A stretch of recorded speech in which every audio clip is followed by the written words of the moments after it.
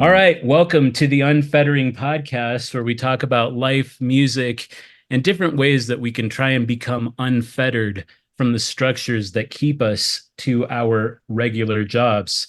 I'm actually really excited today because I've got a very special guest joining us, Michael Keithson, a YouTube pianist and musician who teaches music theory on YouTube. Michael, thank you so much for joining us. It's a pleasure to be here. So, Michael, I reached out to you a couple weeks ago because I found some of your content specifically talking about your background and goals for the future. So I'd like to talk a little bit about, kind of who you are and then talk about kind of where all of this is going. Can you tell me about your background as a musician? Yeah, sure. Been playing music since I was probably about 12. Initially started on the drums and then picked the guitar up a bit. I played a lot in church when I was younger. That was kind of a really important place for me to learn to grow as a musician and play with other people. Eventually, around about the age of 14, the piano became my thing. I just sort of clicked with the piano and kind of went straight ahead with that. I did go to music college, studied jazz piano at music college for 3 years in the UK here in Leeds. And then I spent about 4 or 5 years doing music full time, playing in bands. I played in hotels and restaurants. I did a little bit of teaching, little bit of recording, but just trying to do enough to sort of just about get by as a musician. That was always kind of my goal, I think, from being a teenager. Was I was on this trajectory of I want to do music full time and I want to play, I want to perform, and I managed to sort of do that coming out of music college. But then at the age of 25, me and my wife had our daughter, and it kind of changed the lay of the land a little bit, with my wife's work and me not being away so much with the band. I ended up sort of stopping doing the music full time. I found another job in video production. The last 15 years now, really, I've been working mostly full time in video work, but have always continued to play. But always kind of wanted to play more than I was. Music never stopped being like my biggest passion. And then last year I turned 40, and it was kind of a bit of a watershed moment of sort of thinking about myself. I guess it was a midlife crisis, but it was a time where I examined where I was and where I wanted to be, and if the rest of my life was going to look like it did at that moment. And I made a decision sort of around about then to actively try and move towards getting back to doing music full time, because that was where my passions lie, and it was where I wanted to see my future.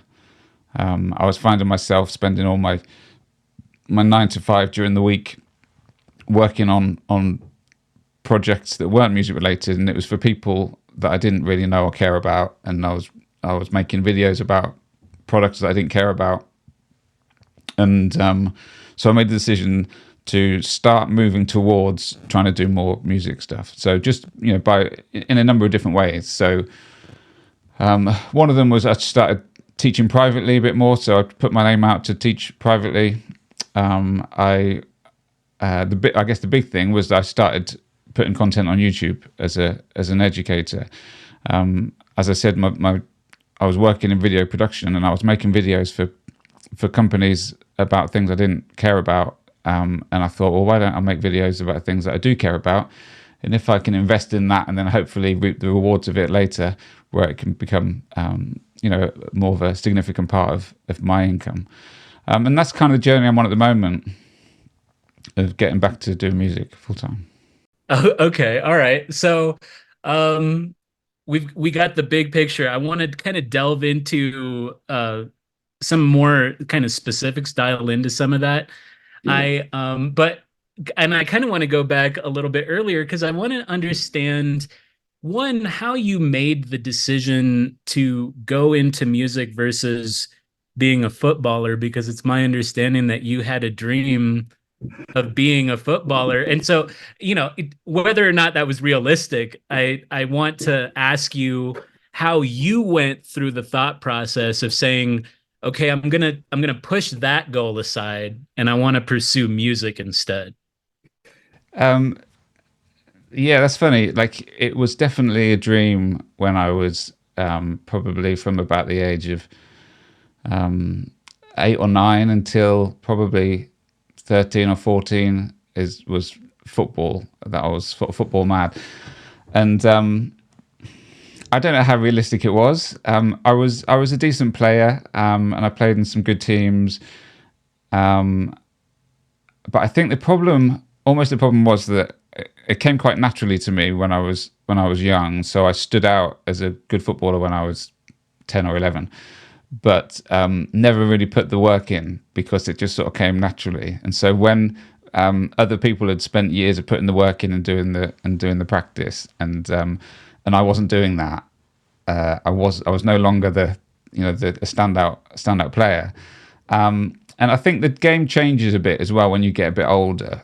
It becomes a lot more physical and a lot less enjoyable when it's at the competitive, edge when you're playing, serious matches.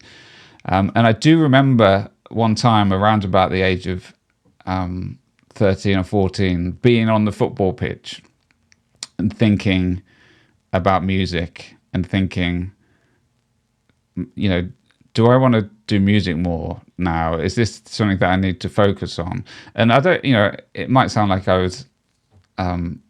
had the chance at football, which I don't think it's too early to tell at that age, but I did make a decision of going, no, do you know what? I think I'm going to try and pursue that. And that's something that I think in my life has become quite important, that I am quite goal driven. If I put my mind to something and say, this is what I'm heading for, I'm quite good at being sort of committed to that journey and seeing the future me benefit from it, saying that I know it's hard and it's difficult now and I'm not getting much from it now, but I'm committing to this journey that hopefully in the next 5 years from now that it will bear fruit. So I did make a decision that I'm going to spend my time doing, pursuing music more so than anything else. And I'd found in my music room at school there was this prospectus for a music college that had a course in it that talked about the degree course that had jazz studies, and it talked about this stuff. And I saw this when I was probably 15, and I was like, I'm going to go there. And that became my drive, and was like, right, so I know what I need to do. I need to sort of do well in sort of my GCSEs, which I'm not sure what your equivalent sort of exams are, but so my 16 exams, and then I need to get a grade there for my A levels, and then that will lead me to get to Leeds College of Music, where I can study and I can understand jazz harmony, and then I can be a professional musician. And that was kind of the trajectory. Okay. And so when you were, I mean, that actually brings up, I think, a fairly interesting question is, at the time when you were 14 or when you were kind of making this decision, did you know that you wanted to be a jazz musician? No, I didn't, and I wouldn't call myself a jazz musician. I play jazz, but I'm not I'm not a jazz musician. What I My approach was, and I remember thinking this, was that jazz is really complex, and if I can understand what's going on there, it's going to make me a better player if I play pop music. Because up to that point, up to the age of probably 15, 16, I wasn't really aware of jazz that much. My parents didn't listen to it, weren't interested in it. I had never really been, I'd never really listened to much of that stuff at all.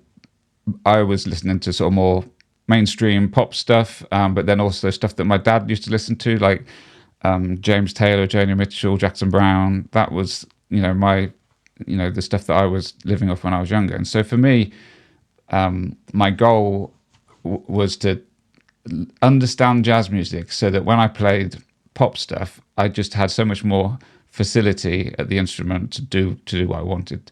I have come to love jazz, but I don't consider myself like a really great jazz player. I think there's so many people who are much better than I am.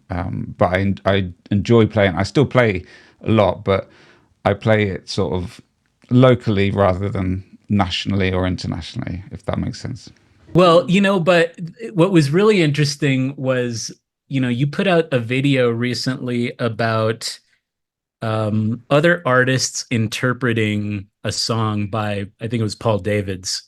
And Yeah. you were talking about, the concept of serving the song. And um, you kind of took your own approach to what, someone might assume, Amy Nolte or Nari Soul would play. And Yeah. I was thinking about that like as I was listening to it, and I thought to myself, well, you're obviously, sort of fluent enough at least in imitating the style so as to be able to, especially to someone untrained, say I could play this, right? But I wanted to kind of ask you, like, when you're sitting at the piano yourself, if Paul had reached out to you, what would your approach to that have been?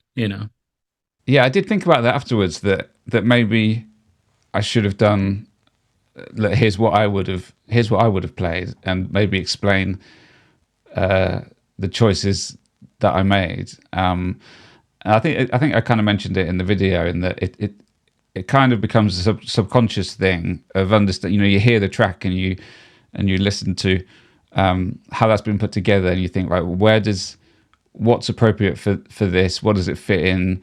What sort of feel does it want to have? But yeah, I didn't do that. But I am someone, like, I think that maybe because, like I said, my appreciation of music is quite broad, and I've managed, and over the years I've been lucky enough to play in quite a broad range of music styles. So I've played with acoustic singer-songwriters, and I've played in jazz bands, and I've played in funk bands, and I've played in rock bands. And so I think I've got like a good understanding of what different styles, or how you can bring yourself, but also be sensitive to the style within a certain genre. So yeah, maybe I should have done an example of how I would have approached that solo instead. Well, I think that actually brings, your background and the fact that you've had so much experience in different areas. Like, I want to ask how that colors some of the original music that I understand that you're writing, because like, where do you see your past experiencing coloring what you do now? I think that's something that I struggle with, because I feel pushed and pulled in different directions.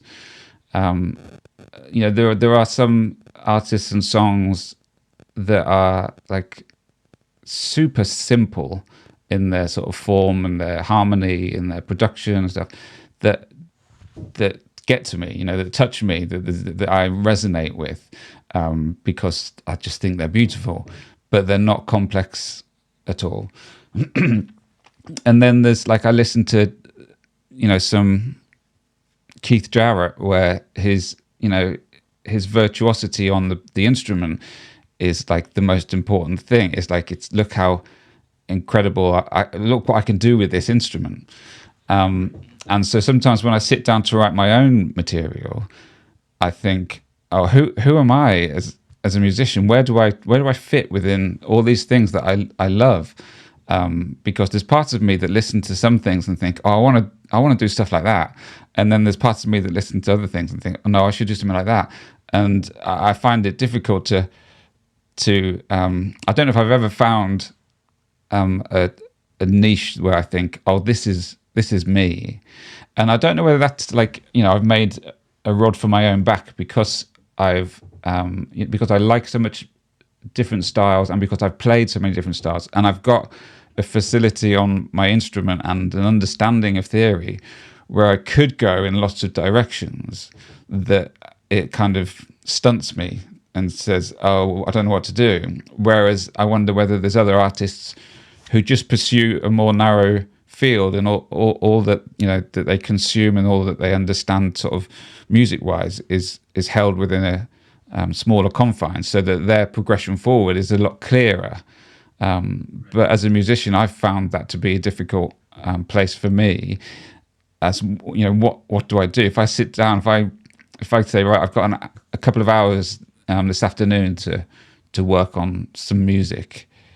It's like, what could I do? It's like I've got, you know, there's so many different directions I feel like I could be pulled in. Well, you know what? I completely relate to that, and I actually put out a recent podcast kind of discussing the same sort of issue where it's like you can feel as a musician, especially as someone trying to generate your own original content, like who am I and how is this going to be received? Like, are the people that I listen to and respect, would they ever listen to my music and think, oh, that was pretty good, right? And then if you have that as a thought process when you're sitting at your instrument, like how perverse would it be? Because it might actually keep you from writing anything down, you know, like you might throw every idea away as cheesy, right? Like that, well, Yeah. that's kind of silly. Somebody else would have written something cooler, more intricate. The harmony would have been, you know, nicer sounding, whatever. And what I've found is that it can be crippling, you know, to or not necessarily crippling, but it leaves you in a space where you can't really move easily forward because you feel this sense of opportunity cost, and then that kind of mixed with, yeah, like, where am I, who am I, right? And I almost want to, you know, someday hopefully maybe ask one of those people, you know, an artist that is known for a style, is almost the archetype of that style, right?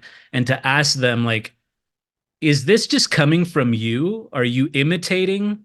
Is this, you know, is it like an original voice, or are they just pulling from other people? Like, where do these things come from? How do they come into the world of the forms, you know? And then like we make versions of them, you know, but there's like a form version of it out there, if you understand what I'm saying.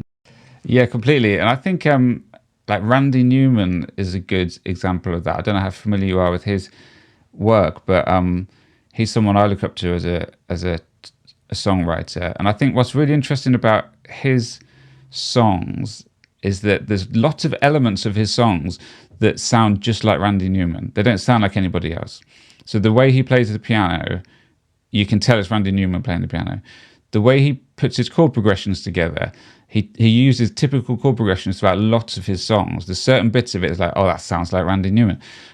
His voice obviously sounds like himself, and I guess there's no one quite doing it like him. And so, like, I wonder whether I've thought the same thing about him. It's like, does he sit there and go, oh, I always do this. This always sounds the same. I always play these same sort of types of progressions and the piano. I wish I could do something different. Or he seems quite happy in the fact of, no, this is who I am, and this is what people like about me. And so I'm just going to sort of go forward with that. I think he has the advantage that there aren't other people really that sound like him. And not everybody has that. You know, not everyone's as lucky to find a voice of their own that doesn't sound like you just, you know, a diluted version of somebody else.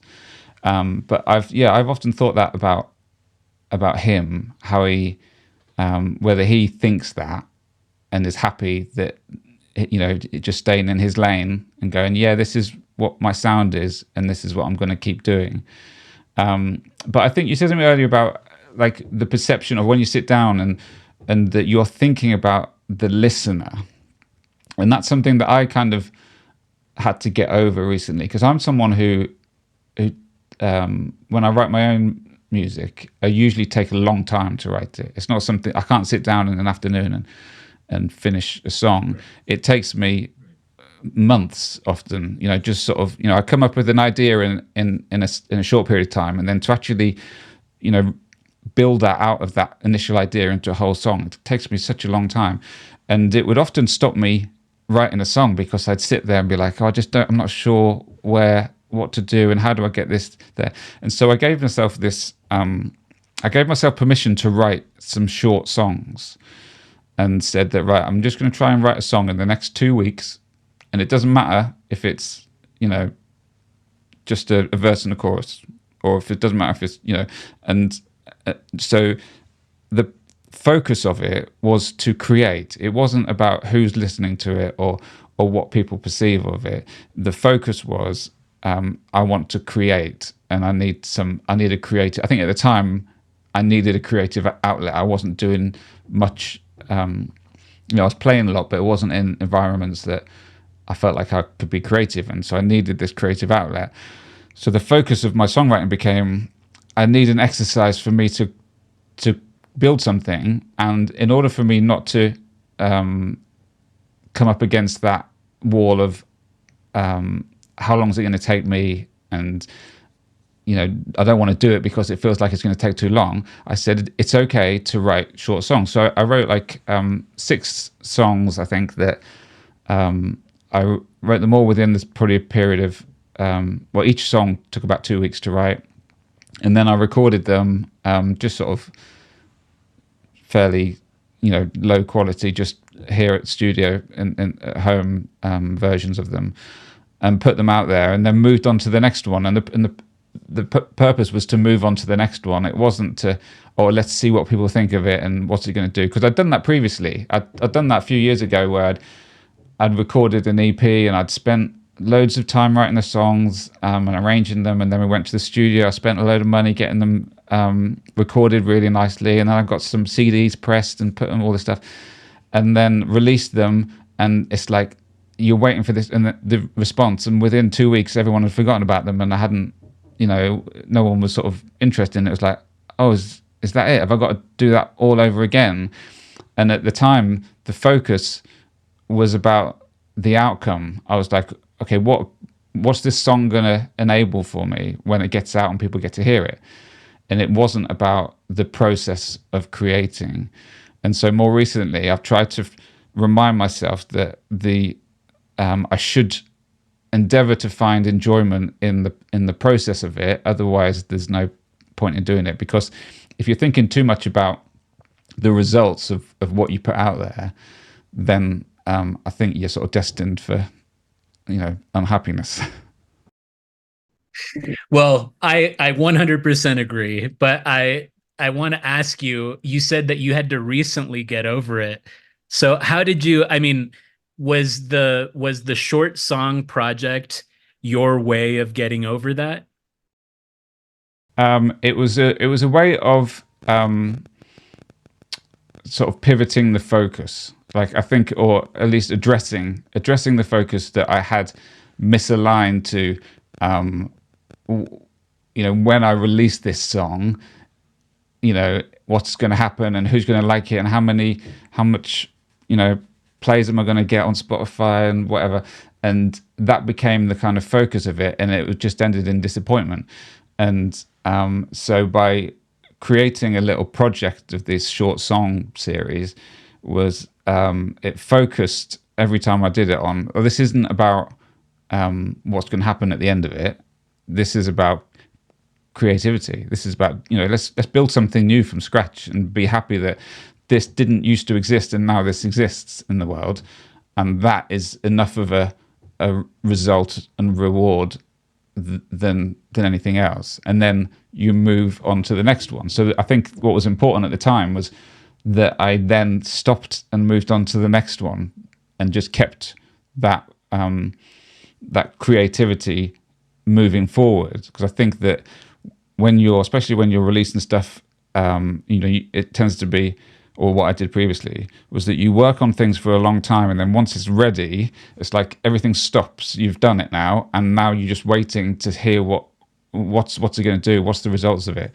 Whereas if I could just then step into the next bit of the next process of creating again, then that became my focus again. Yeah. Okay. Well, I mean, I guess I want to use that then as a transition to kind of talk about, some of your current goals, because as I understand it, given the fact that you turned 40 recently, you've kind of taken some stock about how you want to live, the second half of the race, right? Yeah. And the the one thing that I got from a video that you had watched, or that I had watched, that you had put up, was how you have been arranging your life financially to try to make this dream work. And that was originally why I reached out to you, because I am an attorney. I'm also a guitar player. I play some piano. My piano could be better.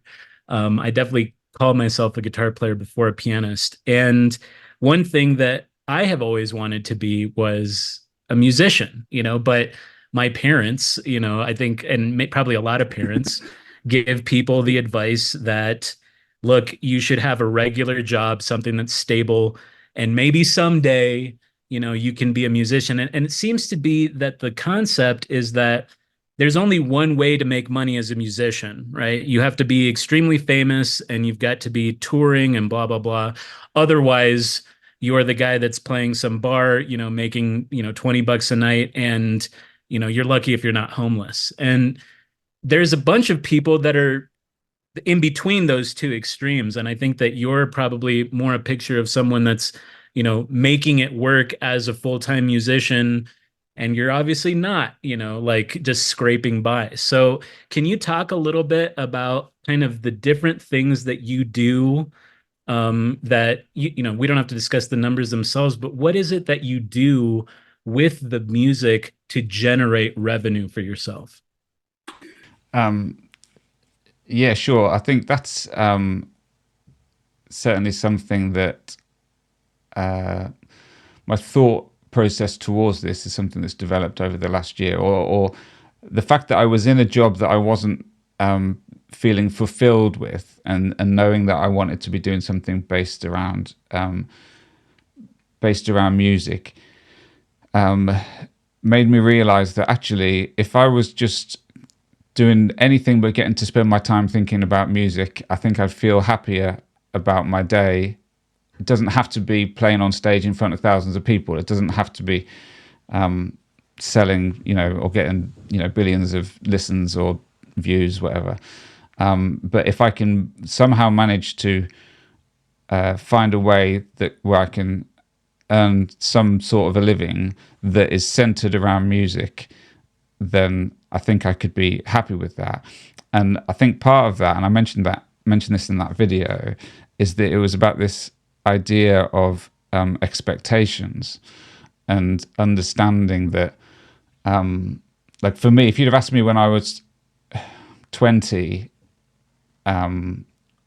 what the life of a musician, or how would I be happy being a musician, it was about, I was aiming towards, I want to play on stage, I want to be performing, on tours and playing in front of thousands of people, and I want to, be on recording on records that millions of people are listening to. And I wasn't really thinking about anything less than that. In a sense, for me, I didn't like the idea of. If you just said to me that, what about, being a music educator or a piano teacher, or then I think I would have said no thanks. I don't think that will fulfill me as a musician. But having worked in an industry where I don't spend any time thinking about music, very little time spent about music, the idea of just getting to chat with friends, or even like we're doing now, getting to spend some time today where we're talking about music, and we're talking about life as a musician, or I feel like it's a better experience than what I was doing alternatively. So the focus was where it would change my expectation from, okay, what am I trying to get out of this, rather than am I trying to get success out of this, and money and fame, and notoriety or respect from my peers, versus am I wanting to fill my days where I get to think and talk about music. And that changed things sort of massively for me. So the idea of maybe teaching a 14-year-old lad to play the piano, 15 years ago wouldn't have been very exciting to me. But I really enjoy it now. I get a lot back from it intrinsically, because I get to see this guy get excited about music, and I get to take him on this journey and watch him grow. And I get to spend an hour with him where we chat about music, and I open up doors to things that he can get excited about. So changing that expectation suddenly opened up this option of like, okay, so maybe there's a few more options out there to making a living as a musician. And so I think I mentioned that my job for the last 15 years has been in video production. So I've been working making videos for sort of corporate clients and stuff for people that I don't care about, and products I don't care about. And I got to a point where I was quite unhappy, and I thought, well, if I could make videos, and I'm a consumer of YouTube music content. There's people, I can spend, I can go down rabbit holes and watch, videos about really niche aspects of music theory. And I'm a consumer, and I loved it. And I'm watching things, and I'm thinking, I think I could do this. Like I could do this. And I'm seeing these people who are on there who've got like, nearly 1 million subscribers, and they're probably making a really good living off that. And I think, well, what's stopping me? What's the barrier between me and them? Because I understand what they're talking about, and I can create videos that, in my opinion, are probably going to look better than their videos. So would I rather be sat at my desk making videos for somebody else, or would I be sat at my desk making videos about music, about something that I'm passionate about, that might grow an audience, a community that could generate an income that would replace my 9-to-5 job? And so it's like, well, I've got to start somewhere. So I just sort of think, right, okay, I'm going to start doing that. I'm going to commit to that journey because I think that I can do it. And there's a video that I posted around about I posted it on my 40th birthday, and I think it's called "If Nothing Changes, Nothing Changes." And it was the idea of like, if I don't take that step and do something, then I'll always be thinking, what if I'd have done that? And I had this thought of 5 years from now, Michael, 5 years from now, if I don't do anything and I get so sick of my job that I go, right, I'm out, and it's, I need to do something else, that if I'm starting from zero 5 years from now, that's going to be, 5 years that I could have been just ticking over and starting doing this thing. So I was like, well, I'm going to commit to this journey. I know that the YouTube channel isn't going to bring me an income anytime soon, but if in 2 or 3 or 4 or 5 years time, it could be something that is really successful. So I was like, I'm just going to commit to doing it. And I was lucky enough that my first sort of educational video, because I had posted stuff on my channel for the last few years but it was kind of my own songs. No one's looking for it. No one wants to listen to it. But I put an educational video about using modes in your music. And it did really well.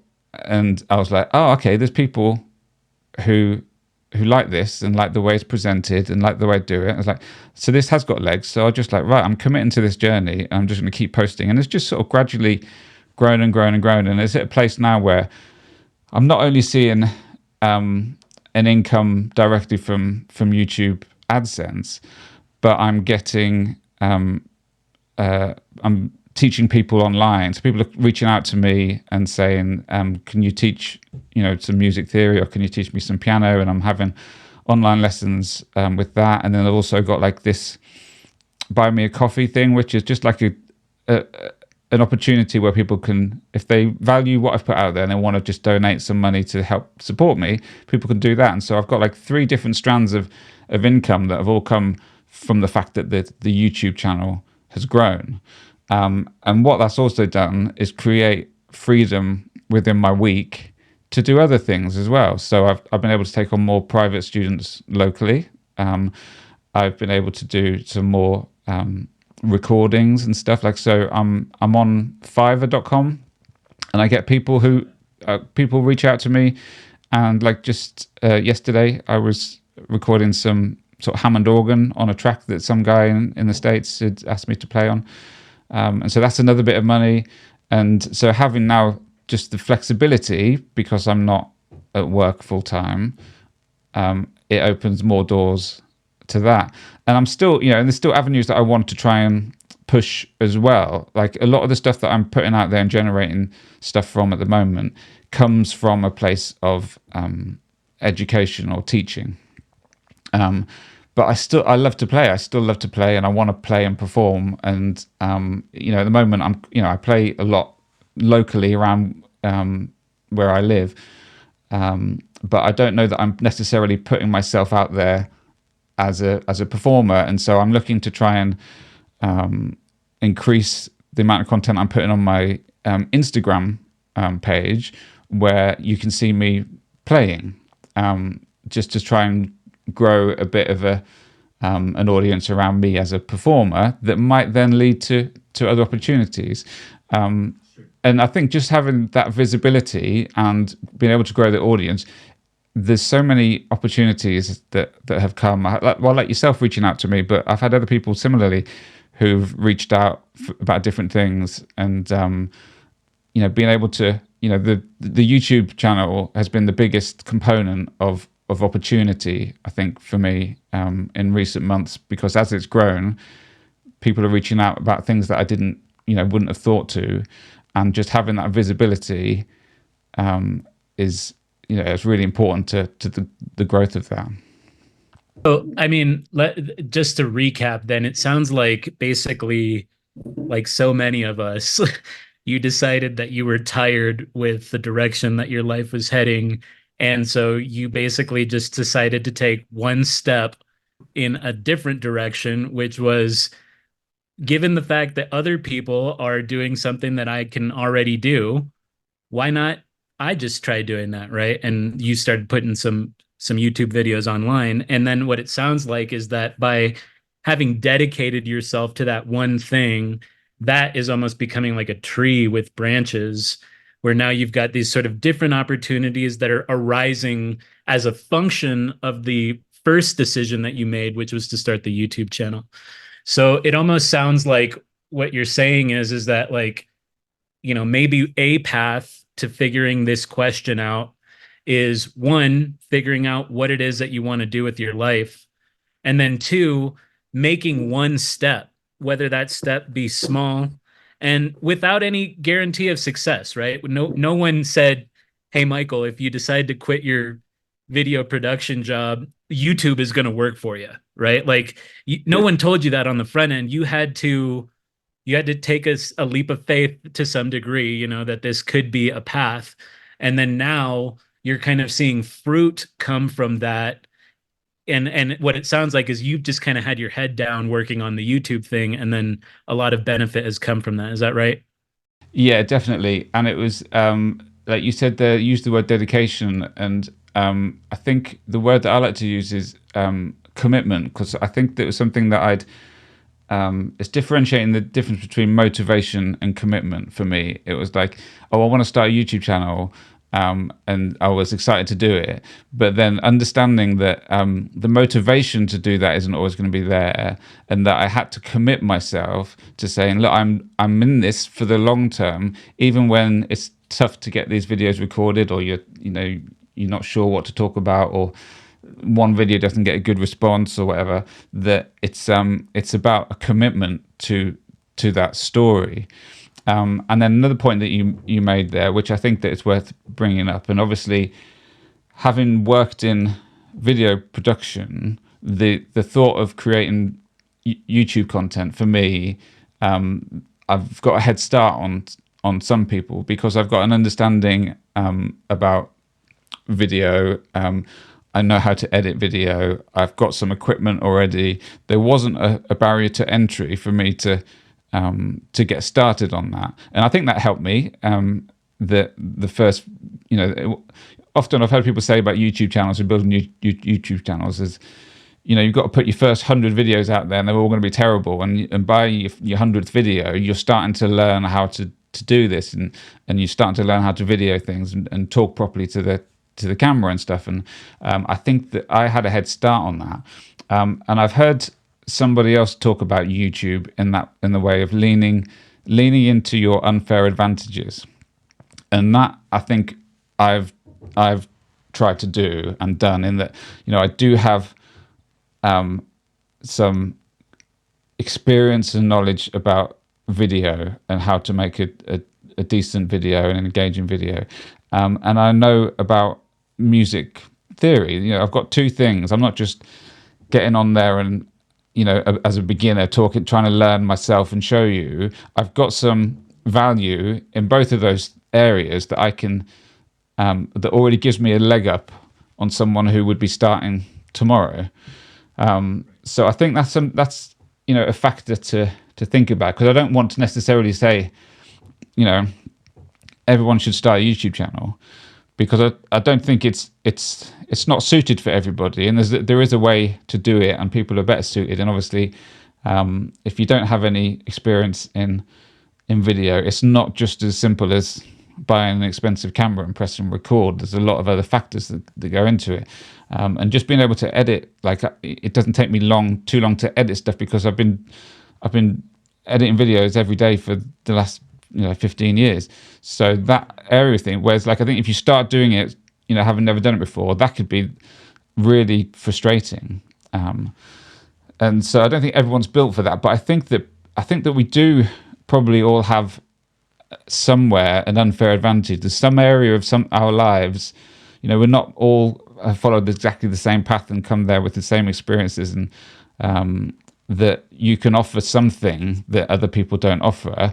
You know, trying to identify what that is and lean into it is an important thing. And I think that I've learned with my YouTube channels, or at least the feedback that I've been getting, is that people like the way I communicate, and people like the way that I break down ideas and theoretical stuff. And so, to an extent, that is something separate from the whole music thing. And it's like, you know, it doesn't have to necessarily be something that I understand what I'm talking about, but if I can, you know, or have years of experience talking about, but if I can try and grasp it in a short space of time, and then try and communicate that to somebody else, that my value lies there as well. And if you can connect that with something that's music based, then maybe you can find some fulfillment with that. But I think, again, it comes back to that expectation of, you know, are you reaching for the stars and trying to be on, you know, the biggest star and play on the biggest stages, or are you just looking for something that a doorway that can make you some money and is based around music? Yeah. And it's, well, I mean, but I mean, what's interesting about your approach is that it seems as though, you know, you've, on the one hand, that expectations analysis where you've said, okay, I'm going to do this other stuff that maybe isn't what my 14-year-old self had conceived of. But it also sounds like the person that your 14-year-old self may have wanted to be rather, is still potentially out there on the horizon in the future, right? Like, I mean, through this YouTube channel, through the Instagram, and through, you know, just getting more awareness of yourself out there and what you do, the possibility of other artists wanting to collaborate with you becomes more and more, you know, real. And so it seems as though really what you've done is, by taking this step, is you've created an opportunity for yourself to reach those dreams that maybe you had sort of put aside. And then you sort of also have the discipline or the mental clarity to say, I'm going to do this for the time being, right? And then whatever comes from that, good, you know, good or bad, whatever, let that be what it is, but I'm going to commit to this thing. And I think that there's a lot of value in the discipline or in the commitment of saying, I'm going to do something for a while without seeing results, right?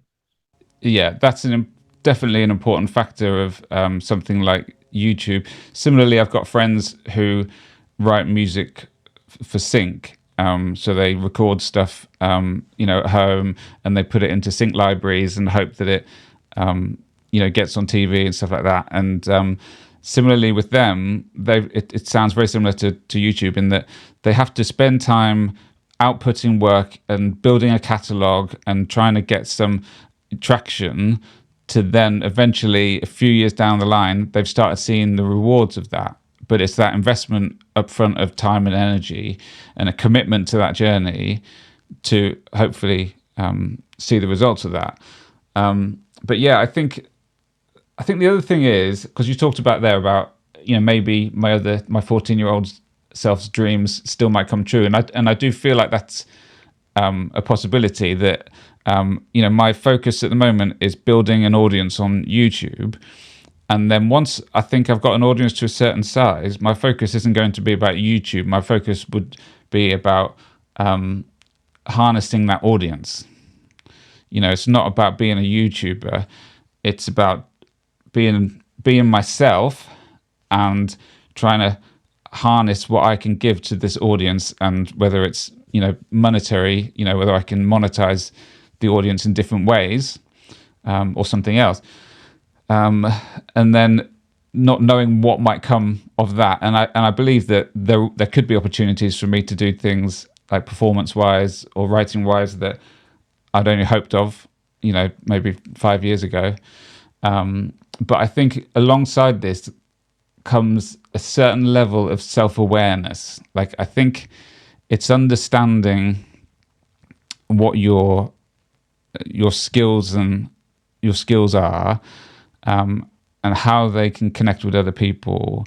And like, I thought I wanted to be a session player when I was in my early 20s, and never really achieved it. I did some sort of low level stuff and did some really enjoyable stuff, but nothing to the level that I really wanted to.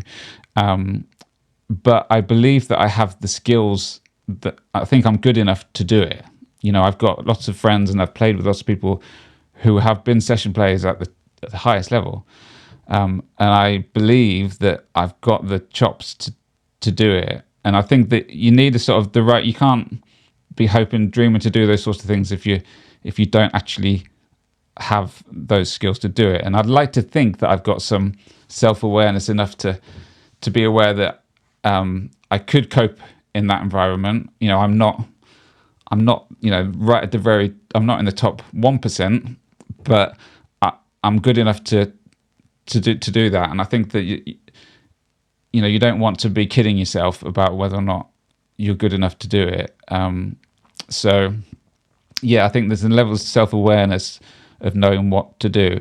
And like, if you want to do that, but you think, I'm destined to be on stage, I don't want to teach piano to kids because it's beneath me. But yeah, I think you've got to be realistic with who you are, and what possibilities are open to you. In the same way that I said, starting a YouTube channel isn't for everybody. I don't think everybody has the skill set to do it. It's not just as simple as, oh look, you can do what I did. I just started putting educational content on YouTube, and I've got thousands of subscribers now, and I'm making some money from it. It's not as just simple as the next person doing the same thing. Yeah, I think that that's a fair and well taken piece of advice, and actually that kind of brings us to something that I wanted to ask you is, if you could look back, and we'll use this as a transition to start winding things down, but if you could look back on, or you could go back and talk to your younger self, what would be the piece of advice, sitting here now at 40 with some degree of reflection and some ability to criticize good and bad, what would be the things that you would tell your younger self now? I think there's lots of things. I think if I was thinking about what I wanted to achieve when I was in my 20s and kind of failed to achieve, I say 20s, like I'm talking like 18 to early 20s. There's a few things. Like, I think that to an extent I thought I'm good enough, so the opportunity will come. Like I can play well enough. I'm as good as the people who are doing it. People will, I'll get plucked. Someone will go, oh, I want you to play, and I don't think it works like that. I think that you have to, it's very much about being visible and networking.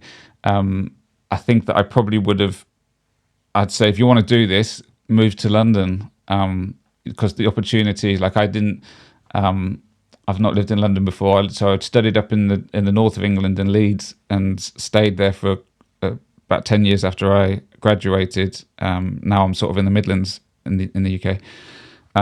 But I think that if you want to have a successful session career, go to London, network, meet other musicians, go to jam nights, let people know that you're there, you're available, and ready to play.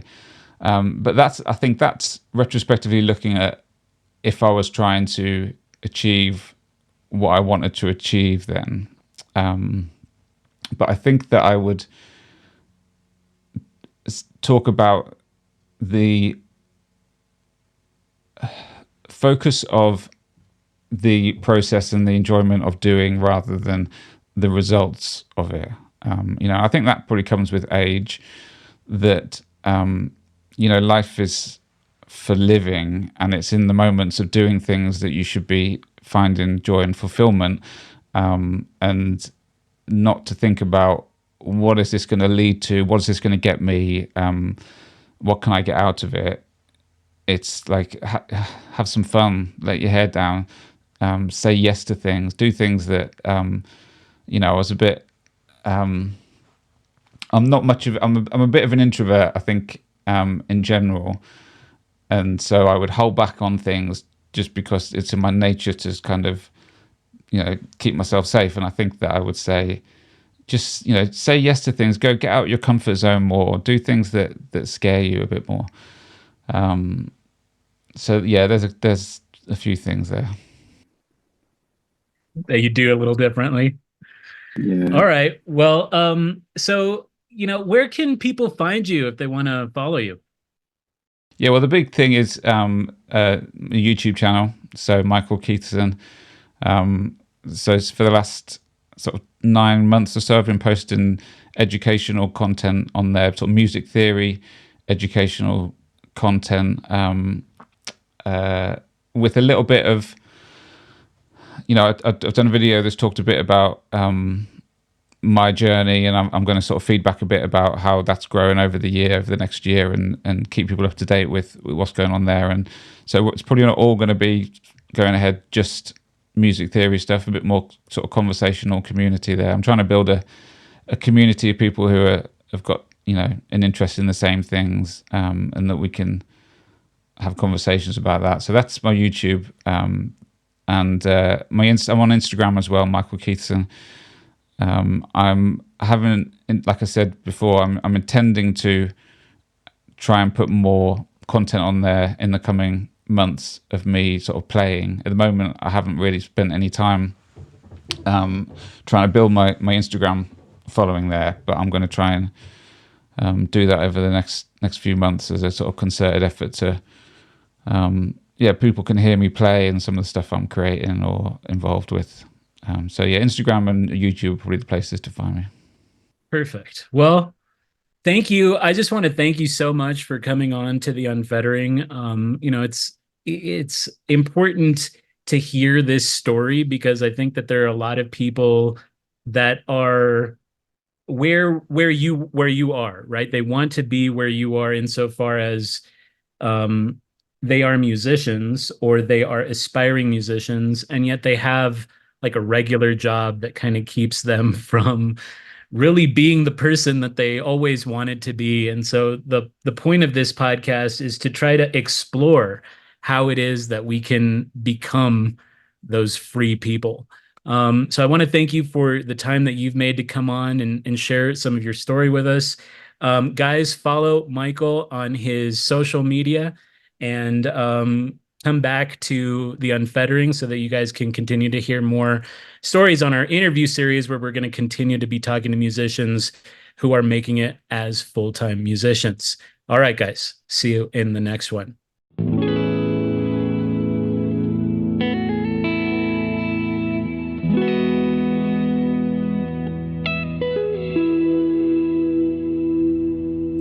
right, guys. Thank you so much for listening today.